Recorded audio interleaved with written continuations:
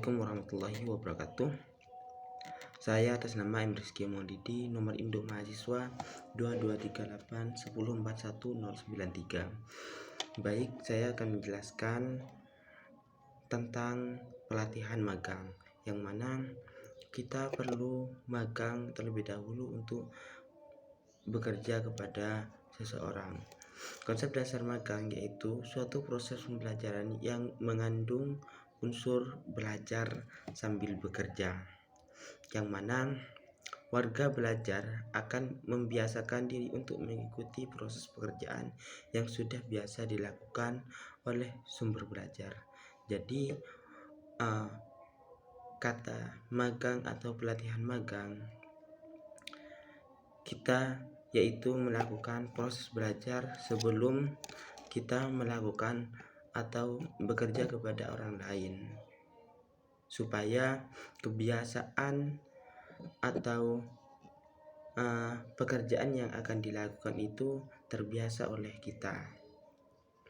Kriteria isi kurikulum pembelajaran magang yang pertama yaitu kebenaran, keterkaitan, kebermanfaatan, kebutuhan, keseimbangan, keluasan, dan kedalaman.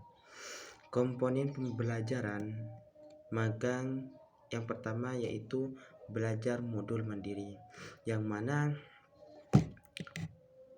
hal ini pemagang memperoleh kemampuan dan keterampilan dalam menerapkan materi-materi yang telah dicoba dan dipelajari. Yang kedua yaitu sumber belajar. Sumber belajar yaitu bahan-bahan tertulis, media, dan sumber pelajaran. Namun orang yang ahli yang selalu membimbing peserta. 3. Praktik belajar. Program pembelajaran magang profesional secara khas memiliki suatu penekanan yang kuat terhadap pengalaman yang berorientasi pada kerja. Yang keempat yaitu strategi personalisasi, yaitu meningkatkan kemampuan kognitif warga belajar secara individual, berarti individualisasi pembelajaran yang mencakup respon-respon terhadap perasaan pribadi. Yang kelima fasilitas, yang mana hal tersebut merupakan hal yang inti untuk fasilitas sarana dan prasarana dalam melakukan magang atau dalam melakukan pembelajaran, terutama alat-alat praktik yang sangat diperlukan dalam melakukan magang.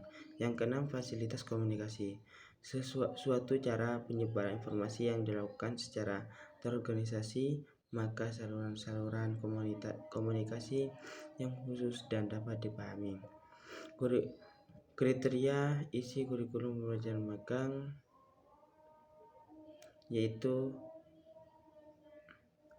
perencanaan dan lain-lain. Partisipasi warga belajar magang dalam pengolahan pembelajaran. Yang pertama yaitu membentuk kelompok belajar mandiri kelompok kecil. 2. Melatih agen sebagai fasilitator, melatih fasilitator sebagai pemimpin partisipasi, pengalihan tanggung jawab kegiatan secara berangsur. Magang dan nilai-nilai budaya belajar. Yang pertama nilai teori, yang kedua suatu askriptif, yang ketiga nilai ekonomi, yang keempat nilai kekuasaan, yang kelima nilai agama. Nilai teori yaitu asas yang dianut bukan disiensi tapi kebiasaan yang statis dan turun-temurun. Status askriptif yaitu pengetahuan diperoleh dari pengalaman dan turun-temurun, bukan proses pendidikan.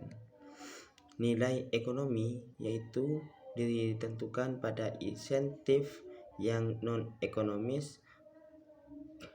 Yang keempat yaitu nilai kekuasaan keputusan sering diambil orang lain sehingga ada ketergantungan pada pihak yang berkuasa, sehingga orang tersebut tidak bisa memberikan